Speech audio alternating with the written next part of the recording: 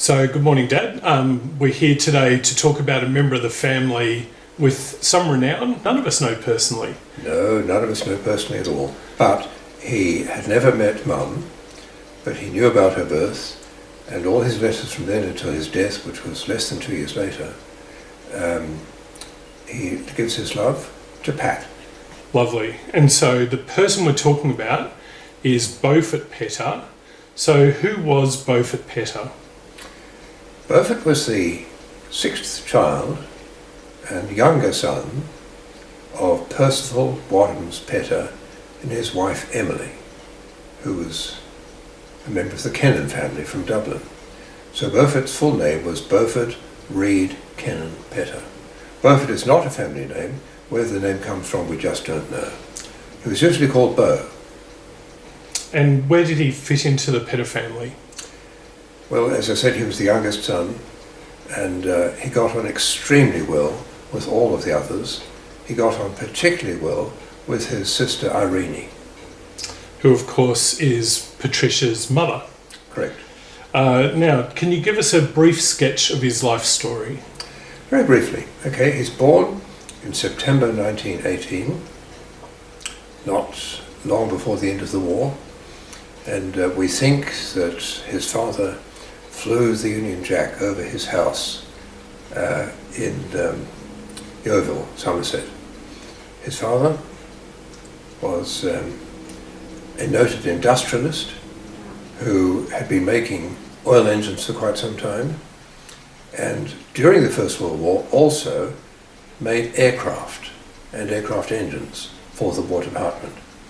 So he was born into a family which were strongly Plymouth Brethren, strongly patriotic, and the sort of people who were determined to make a difference in whatever they turned their hand to. They were a very fine family, the Petter family. And then why was Beaufort considered outstanding though? So what was it in particular about him that drew attention? He went to school, and you can see the picture of him in an Eton collar. He went to a school called Etonhurst School at Weston-super-Mare. He would have been a boarder at the age of about 8 or 9, and did well.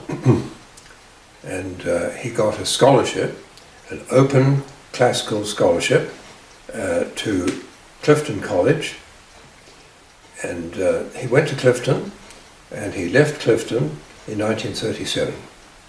He was a member of the first 15. He was a prefect. They used the name preposter, but that means prefect. And he was a captain in the OTU, which is the School Cadet Corps. So at that time, 1937, so he's 18, 19? 19. 19. 19 when he went up to New College, Oxford. Okay. And how long was he at Oxford? What did he achieve while he was at Oxford? Well, he was at Oxford. He was considered by his tutor to be one of the finest men in the university, and probably the best man of his year. He was a member of the Oxford Intercollegiate Christian Union, and he was a distinguished classicist. And in 1939, he completed the first part of what was called Classical Honour Moderations, which is an ancient title, and that entitled him to proceed to Greats, which was also in classics, a very, very rigorous set of examinations in Greek and Latin. And you had 3-hour examinations, 12 examinations, spread over 7 consecutive days. Now that would exclude Saturday and Sunday, I would think. But you have to be very well prepared to have all your wits about you. My word. Now, through this time period, of course, there's a looming crisis in Europe through the 1930s, which led eventually to the outbreak of war in 1939. What do we know of the family's response to this looming crisis at the time? Not a great deal. Not many letters have survived at the time. Irene's husband, Geoffrey Young, had joined the Cambridge University Air Squadron, and Irene's elder brother, Branscombe, had also joined the Cambridge University Air Squadron. And so there is that background of flying. The entire nation was apprehensive of what was happening in Central Europe. And they were very relieved when Neville Chamberlain, the Prime Minister, fixed up a deal with Hitler, which he believed would lead to peace in our time. And within less than a year, that had proved to be an illusion and proved to be false. In March 1939, when Hitler went back on the Munich Agreement, the country realised that war was imminent. And of course then war did break out in September of 1939. And when that happened, you've got Beaufort as a young, 20-year-old, presumably, some 21-year-old. 21. So expectation around signing up, doing your bit. But of course, in the context of having seen the First World War and the trauma of war was a lot more understood and known. Yeah. Now, Beaufort turned out to be a conscientious objector. What does that mean? And tell us about the conscientious objector. Beaufort had already worked out his position carefully as a teenager. One of his friends at Clifton was an even more determined conscientious objector than he was, and refused to take part in the OTUs, the Officers Training Unit, whereas Beaufort did. But Beaufort had worked out his position that if it came to war, as a servant of the Lord Jesus Christ, he could not serve in an organisation which was going to kill other people. Initially, he thought that the English and the German armies were equally to blame for conflict because of the sinfulness of mankind. He could, as a conscientious objector, have gone before a board and they could have determined one of several things. One, he could continue his university course until graduation because the authorities realised that the intellectual life of the country could not be suddenly closed down. The second alternative, he could have volunteered as a stretcher bearer with the Royal Army Medical Corps, but he felt that that was too much of a compromise his position. The third possibility is the one that he adopted. He could leave university and instead he volunteered as an agricultural labourer because of course Britain could not sustain itself with food, and this is despite the blockade by U-boats. Britain has not been able to support itself in food for a very long time. Land girls did a lot of work on in agriculture, but somebody like Beaufort, big, strong fellow, could carry sacks of potatoes. Potatoes were harvested, put into sacks, and okay, who carries the sacks to a truck, rides in the truck, goes to a railway station, and the sacks of potatoes are taken by people like Beaufort from the truck and onto railway carriages. So he felt he was doing work for the benefit of the nation, but not the war effort. And was that seen as valuable work by the wider population, or was he still, would people who did that as conscientious objectors still earn the ire of others around them? Well, the term for conscientious objector was conchi, and it was a boo word, a very big boo word. If you were a conchi, you were unpatriotic. You were almost a traitor to the nation. And the question was asked, okay, you won't fight. What if the enemy comes and rapes your sister? Are you going to fight the enemy? Because there's no easy answer. So conchis were viewed in a most unfavourable light. Now, he ended up signing up, so something must have changed at some point. What was it that changed, and when did that happen? When his tutor later wrote an obituary of Beaufort, he said he came to see that there was a greater evil than war. He came to see how dreadful the Nazi regime in Germany was. It wasn't just the Blitz and the attacks on Royal Air Force airfields and British cities. It was his conscious realisation that the Nazi regime was so completely evil that it must be resisted by all means possible.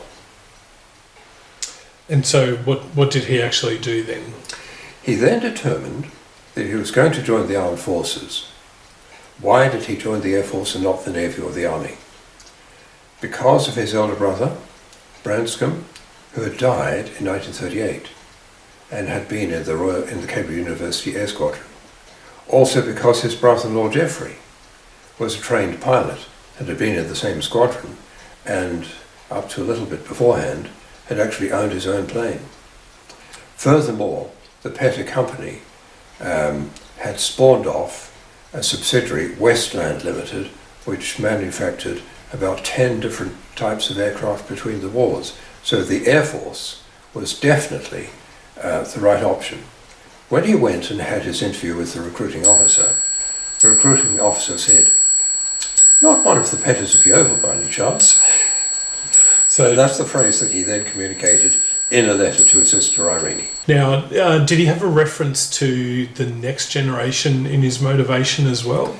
He later wrote that he was going to fight for the sake of the Peters of this world. Now, his nephew Peter Young was at this stage not quite 5, born in December 1935.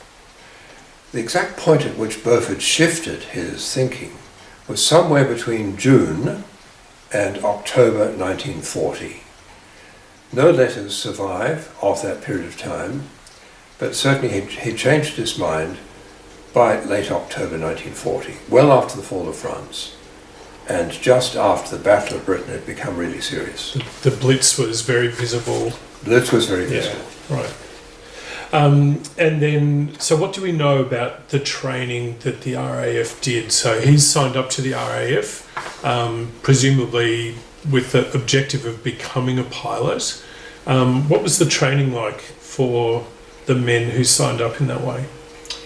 Well, the government had realised before the war that it would not be possible to train sufficient men in Britain without risk of enemy action against the trainee pilots. So they arranged what was called the Empire Air Training Scheme, where some thousands of people from Britain and Australia and New Zealand, I think also South Africa, as well as Canadians, trained in Canada for several months in a remote place, not close to areas of population. They didn't want the young trainees to be exposed to the bright lights. So a place called Carberry in Manitoba, a very remote location indeed. So he was one of a course of 60 from Britain. He topped the course of 60 with a distinction prize. Fantastic. Now, how do we know as much as we do know about Beaufort? We do know that he was a very good letter writer. After he died, his sister Kay, that's Kathleen, but she was always known simply as Kay, not K-A-Y, but the letter K. Kay wrote to Irene that she had a whole box full of letters from Beaufort, written from Clifton College and from New College, Oxford. None of those have survived, unfortunately. The letters which have survived are most of the letters from, say, 1937 onwards that Beaufort wrote to Irene. Now, she kept probably about 20 of them. There are some gaps, but there are about 20 letters from 1935, 36, all the way through to late 1942. And what was your reaction when you found the letters? She told me about the letters, and there are some early letters which weren't kept, but she told me about these letters. They were discovered under her bed, I believe. So I looked at the letters, read the letters, and I said to Mum, these are not letters to be glanced at. These are letters to be wept over. As she did. They were extremely fine letters. He was very frank about all sorts of things, completely open in his thinking. He makes Greek references now and again because she knew Greek too. She was very well educated at Cheltenham Ladies College and at London University.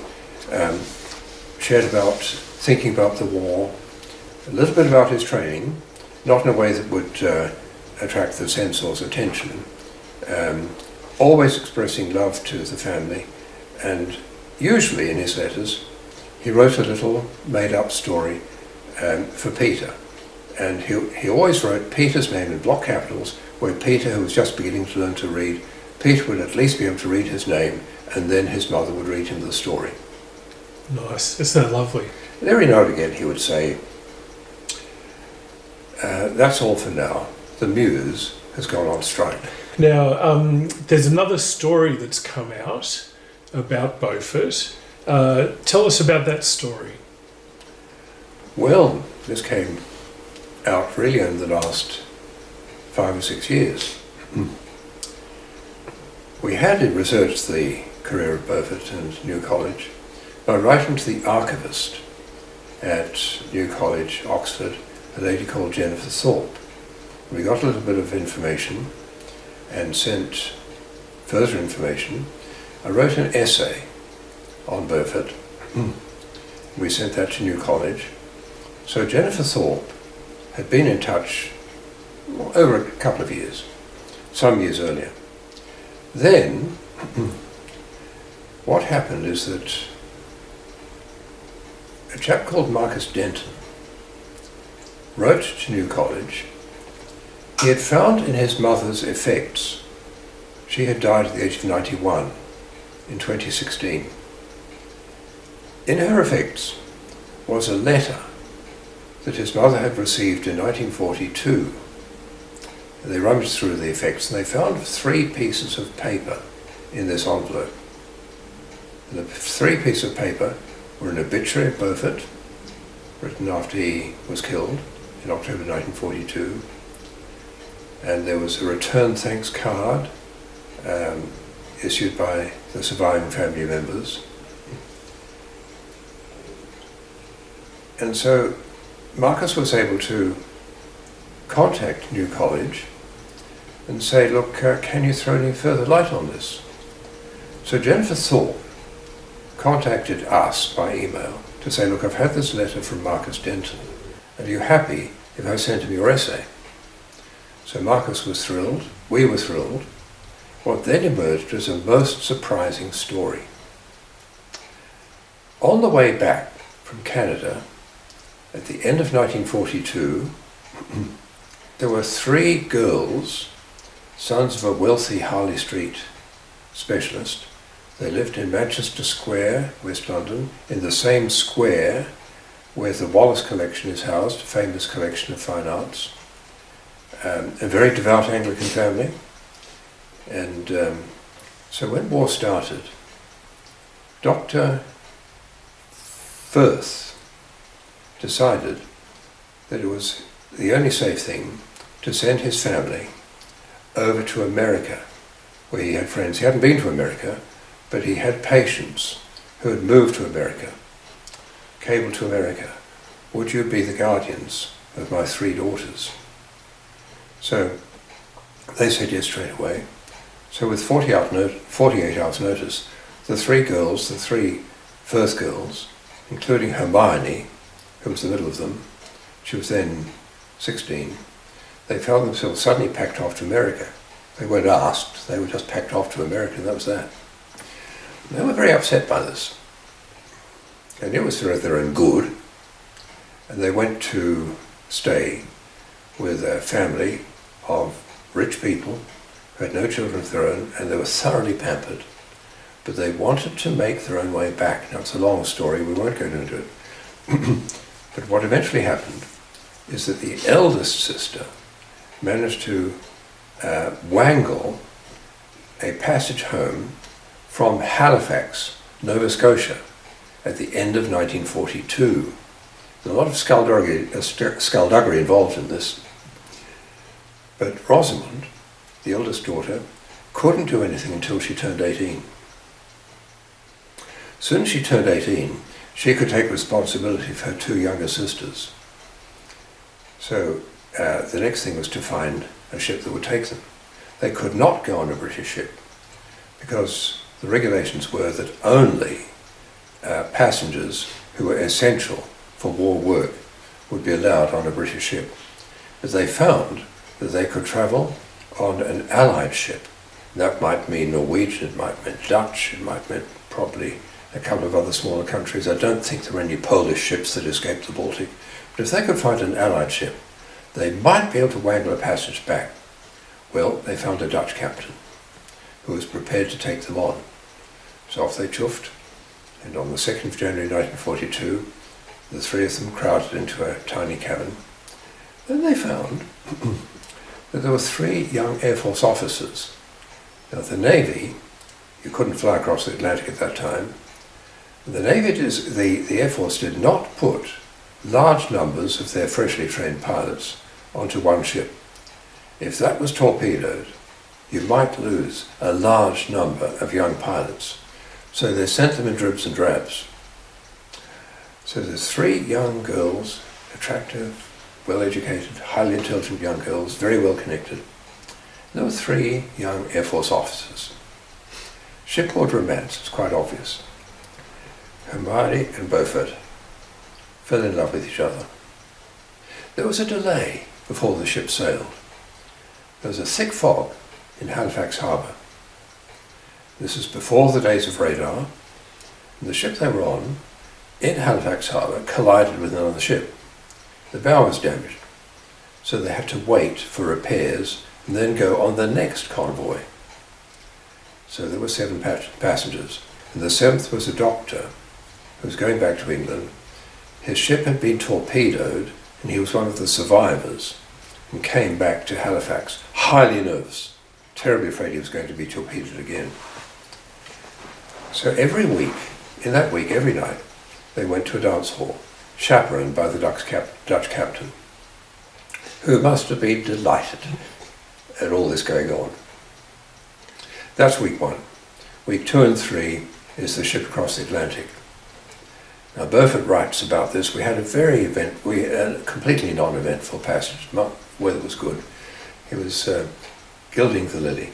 In fact, it was a very rough passage indeed, very stormy. So the U-boats were held at bay by the weather. They arrived, and only when they arrived did their mother find out that they were back.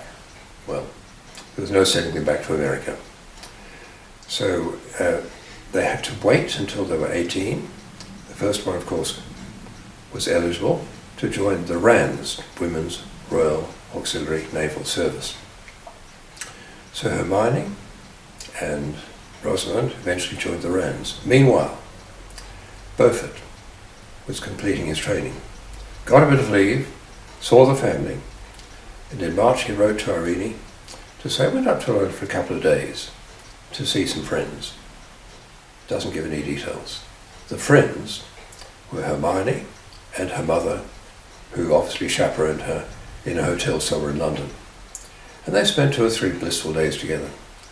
They saw a couple of shows, they went to a couple of picnics, he took her to a nice restaurant, and he gave her this.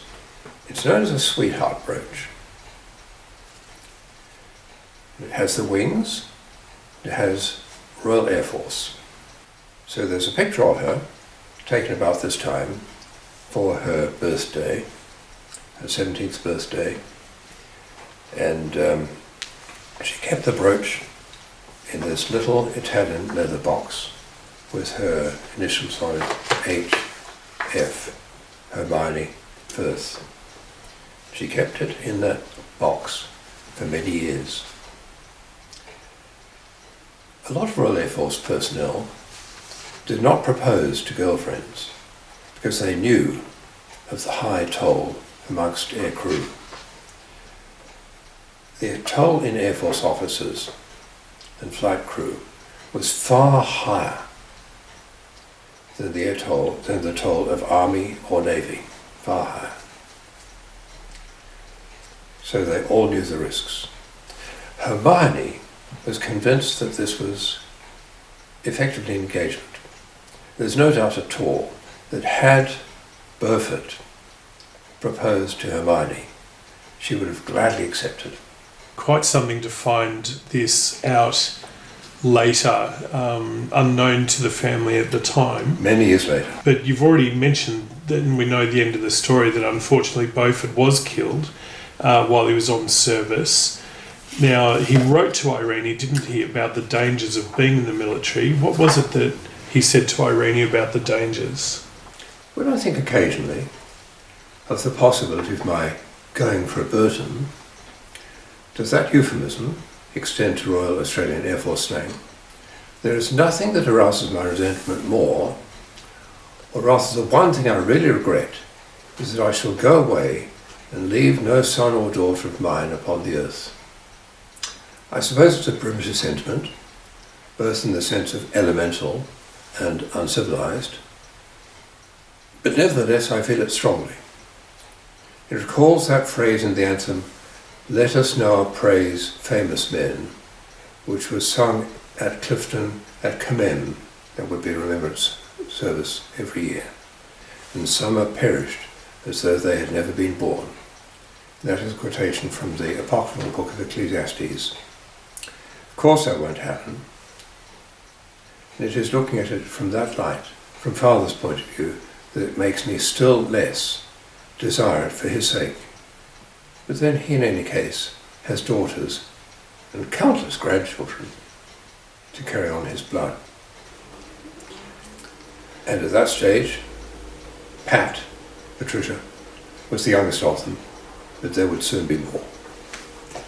Now, and he also wrote to his father, didn't he, about the danger? Beau was posted to India in July 1942. His family heaved a sigh of relief. This was not an active theatre of war. They hoped that he would be safer. However, Beaufort realised, more than his family, that all wartime flying was hazardous because of the close formations in which planes flew. Little of this is expressed in his letters, though he had commented to Irene in January 1941 that unnecessary accidents are all too common. The last surviving letter to his father was dated the 11th of July 1942, reveals his thinking. All other letters are signed Beau. Here he signs in full. It concludes with an affectionate benediction to his father, as though he knew he would soon be in harm's way.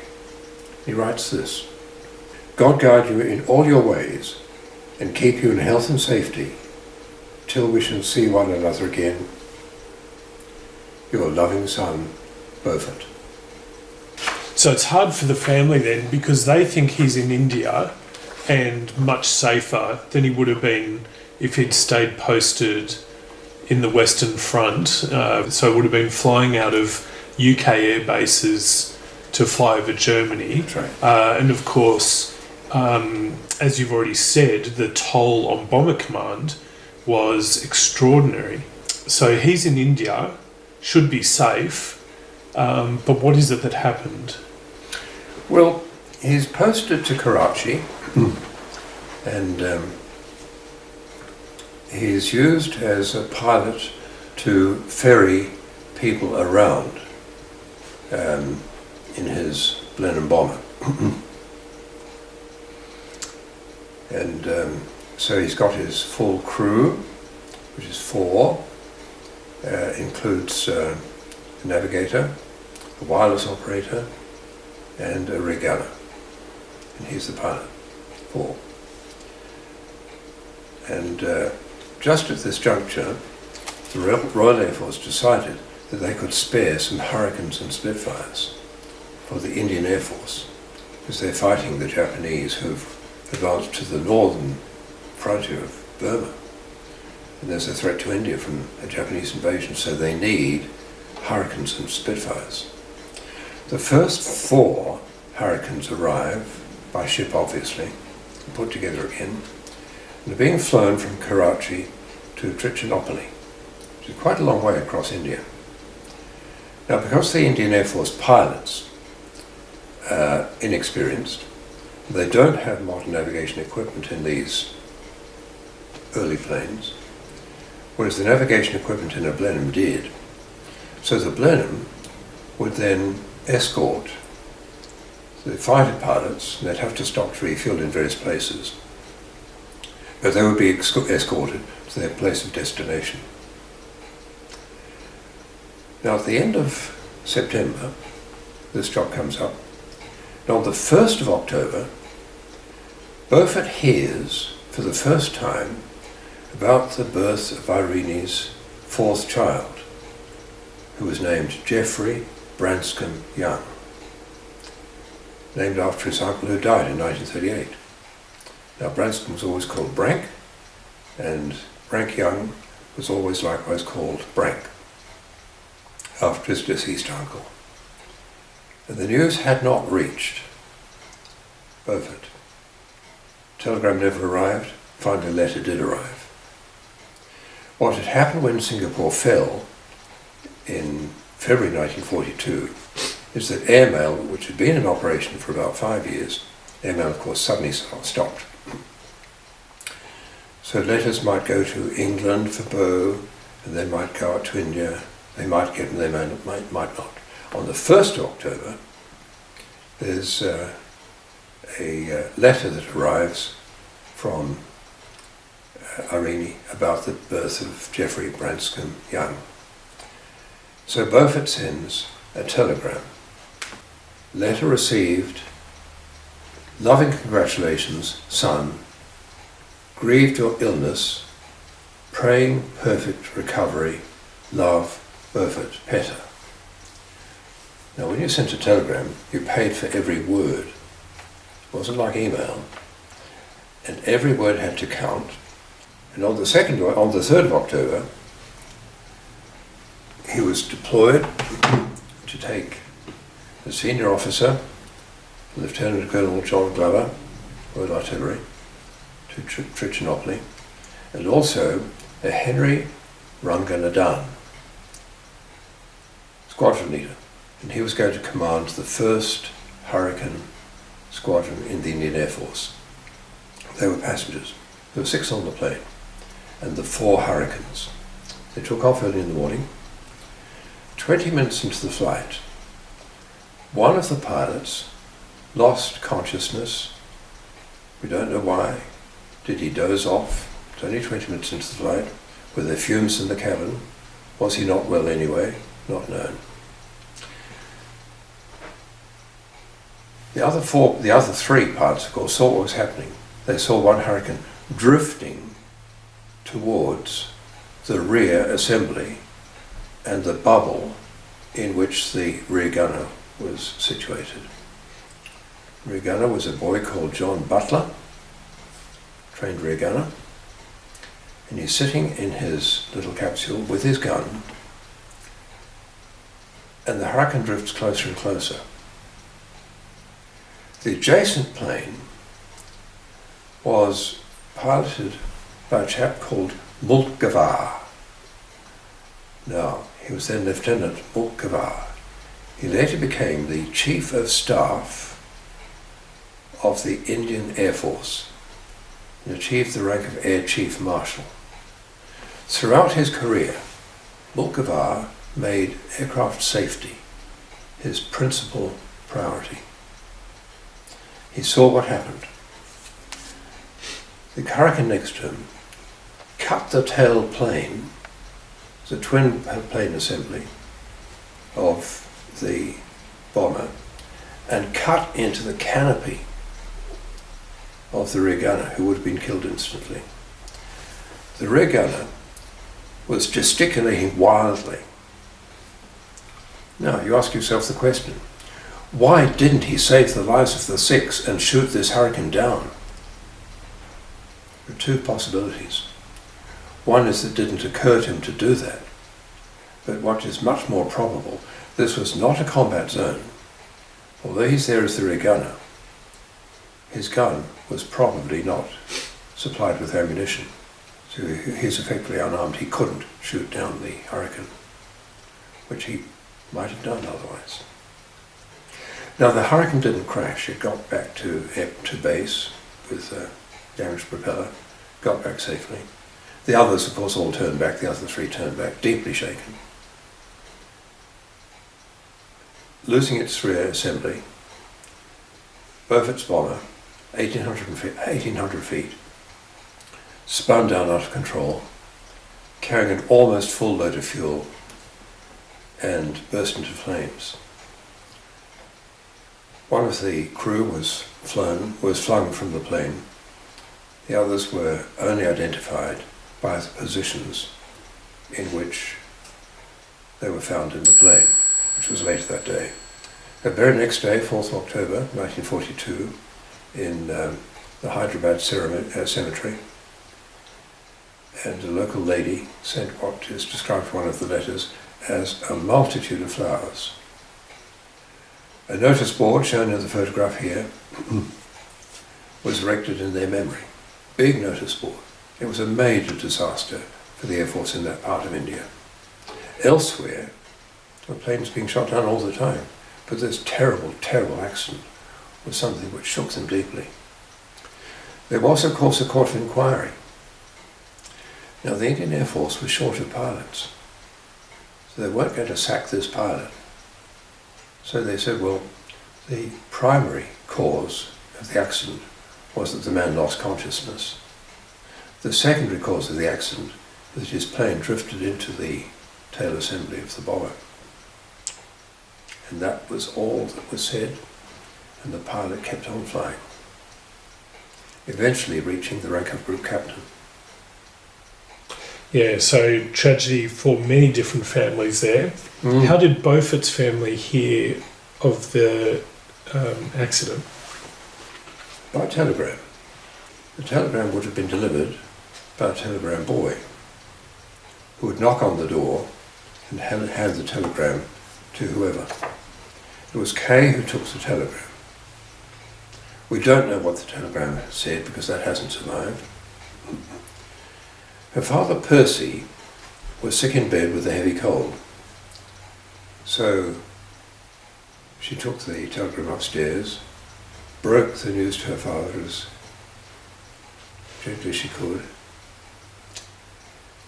It was 10 days before they could write to Arini. They were just absolutely devastated. Percy Petter had 2 sons, now both were dead, both dying in their 20s. One married but without issue, the other unmarried. His father had 12 children. Now there would be no continuation of the Petter name. Kay then said, I can scarcely believe it. This is her letter to Arini, which was the 11th of October. My mind closes itself to the reality of it. It doesn't seem possible that Beau, with his enormous breadth of interests, art, music, philosophy, literature, farming, flying, his friendliness and vitality, his charming manner, all these are gone. And we can never exchange thought and ideas, memories and jokes with him again. Isn't it hard? We have had such a lot of trouble these last 8 years. Their mother had died in 1935, then Brank in 1938, now Beaufort. We've had such a lot of trouble these last 8 years, haven't we? Some families seem to get more. Father is wonderfully brave. So Percy Petter then wrote a few days later to Arini. The shock was very great. And I still feel in a way stunned. Yet I've lived through the past 2 years in the knowledge that such news might come at any time. I've been seeking to get all the comfort possible from God's word, and there is much there to comfort us. The death of God's saints is precious in his sight. And our Lord said, not one sparrow shall fall to the ground without your Father. Ye, our dear Beaufort, are of more value than many sparrows. He also took comfort into the fact that Beau had not wanted to kill other men and he'd not been called to do so. Now, if we link the story back to Hermione, who wouldn't have been, the family's not aware of Hermione to let her know. So how did Hermione find out about what had happened to her boyfriend? Beaufort obviously had a word to Kay to say that there was this girlfriend of his, Hermione Firth. Irene didn't know. Whether the other sisters knew, I don't know. But Kay did. She wrote this letter to Hermione. That's Kay's handwriting, which Marcus Denton, of course, didn't know, but when he sent us that, we knew at once. So, 6th of October. It's the 60th birthday of Violet Firth, Hermione's mother. So the girls are making a big fuss. They have an older brother, he's in the forces. The 3 girls are there. They made a big fuss with their mother. Breakfast in bed, flowers, presents. And then the mail arrived. Now, in Australia, of course, we have letterboxes. In Britain, letters were delivered to the front door. There was a slot, a brass slot in the front door with a lid. So the letters would fall through onto the floor inside the hall. And so the lid would clatter. So Hermione heard that, went down to get the letters, expecting birthday cards. She rushed upstairs with that letter. Oh, Mother, Beau's been killed. We know that because Violet wrote it in her diary, which was then discovered by Marcus these many years later. Oh, Mother, Beau's been killed.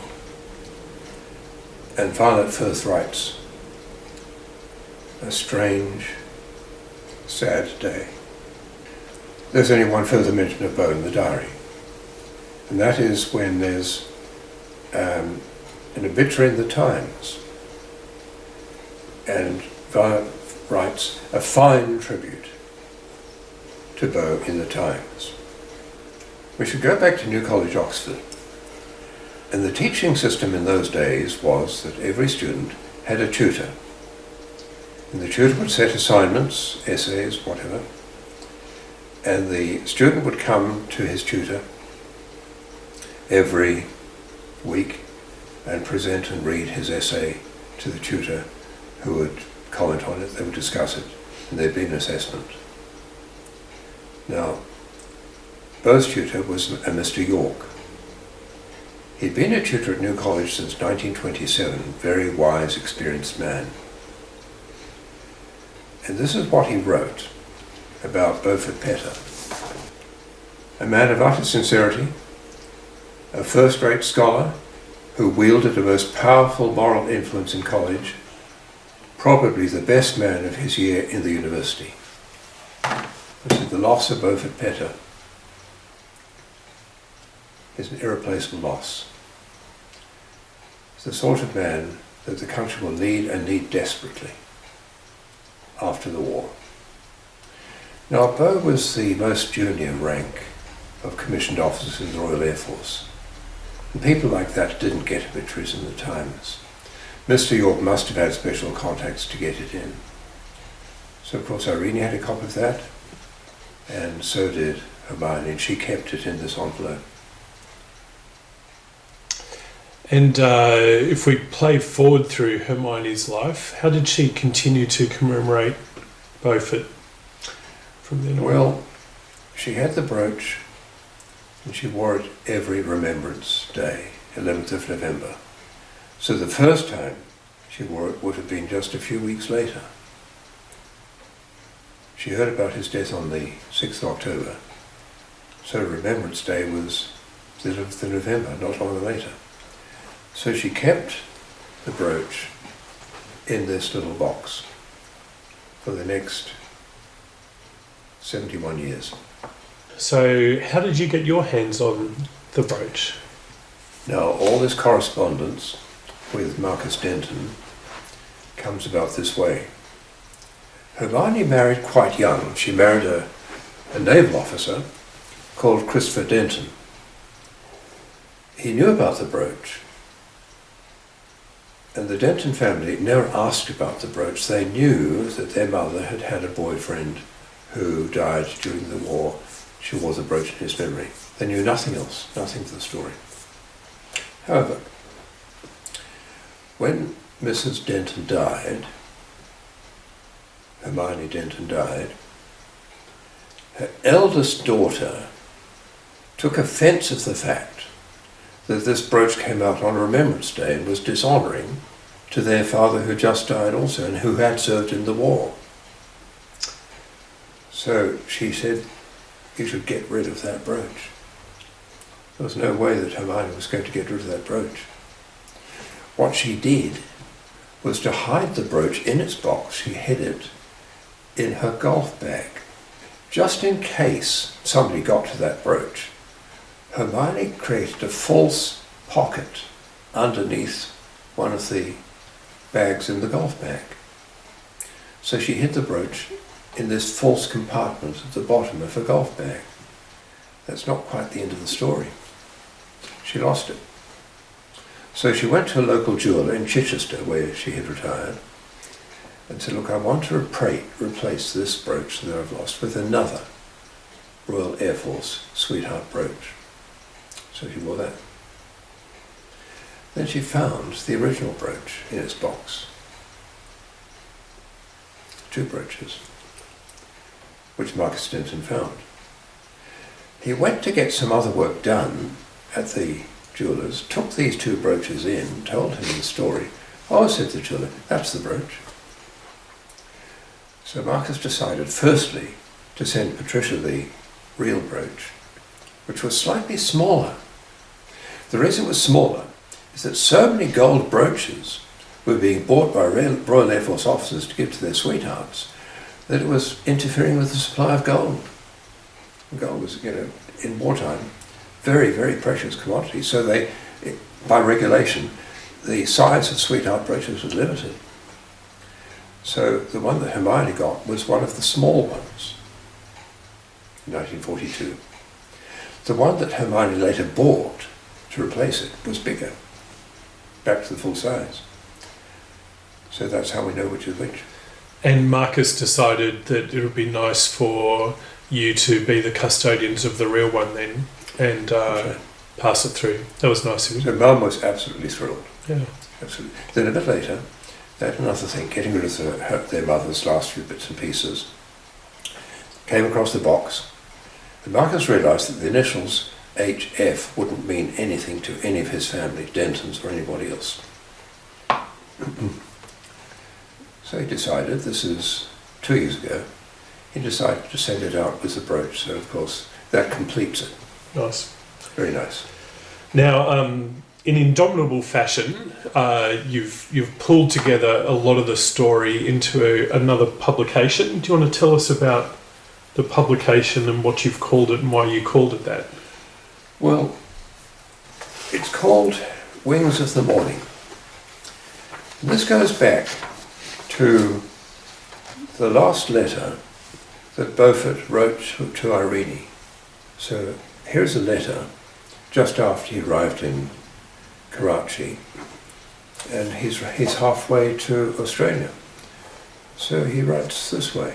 You can be assured of one thing, that if by any chance the opportunity should arise for me to come to your little island, I shall take the wings of the morning and be with you by breakfast time. Won't it be grand to see one another again? She probably got that letter after she heard that he'd been killed. He's quoting Psalm 139 verses 9 and 10. If I take the wings of the morning and dwell in the uttermost parts of the sea, even there shall thy hand lead me, and thy right hand shall hold me.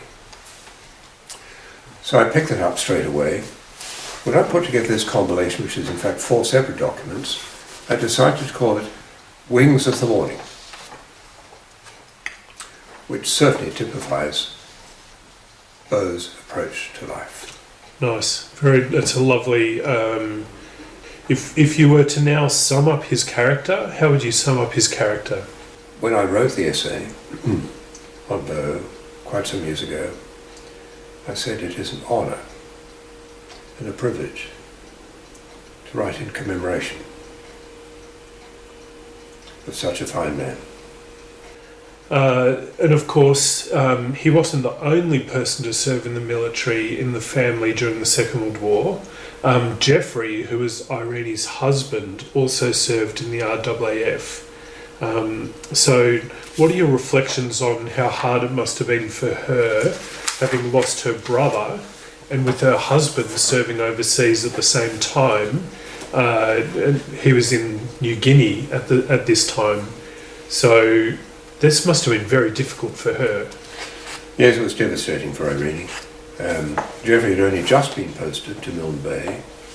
Now, Milne Bay had been in the news a great deal. It was known, of course, that the Japanese had been defeated and turned back at Milne Bay, the first defeat that the Japanese had sustained ever in military operations for many centuries. She knew that he'd been posted to New Guinea. Of course, she didn't know where in New Guinea, but he was on active service, and they knew that, of course, New Guinea was a very, very dangerous theatre of war. So he was on active service. She'd lost one brother through illness. She'd lost her younger brother through accident, and her husband is New Guinea, on active service, fighting the Japanese. Well, he's not fighting, but he's the regimental medical officer. She went through a very, very bad period. In the last telegram that she received from Beaufort, he was deeply aggrieved that she had been so ill. In fact, Irene was very ill for some weeks after the birth of Branscombe. So here we are, she had 4 children under 6. Peter, Susan, Patricia, and now Geoffrey Branscombe. Alone. Right out on the end of Katoomba Street. Didn't really know anybody, no close neighbours. Many years later she wrote, "When you sit in darkness, never forget the truths you knew when you were in the light." So she's referring to the terribly hard time she had at the end of 1942. Other family commemoration. There were 2 more children born.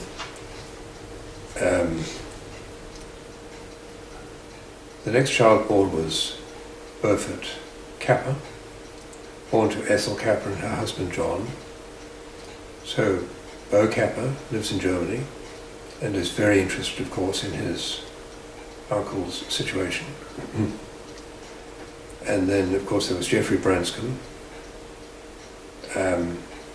Geoffrey and Irene Young, when there was a war memorial campsite erected at Galston Gorge, the Crusader property, they donated the entire cost of the first permanent structure, what there is known as the Petter Cabin, and the photograph and part of Eric York's tribute to Beau was put up in the little room.